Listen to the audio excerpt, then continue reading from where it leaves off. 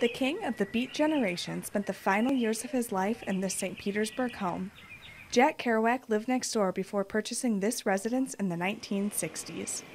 Now there's an effort to turn 5169 10th Avenue North into a museum, honoring the author of On the Road.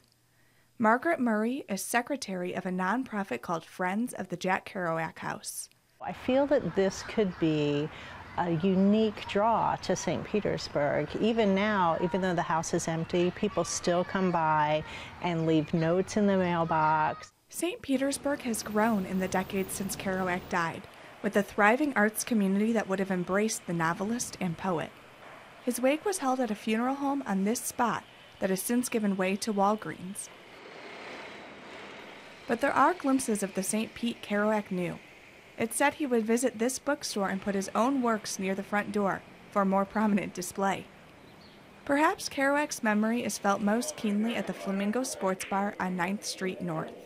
Owner Dale Nichols became a drinking buddy of Kerouac's after returning from Vietnam. He says he may have been the last bartender to serve Kerouac. He kind of kept a low profile, just was somebody to party with at the time, The question now is what creating a museum will take.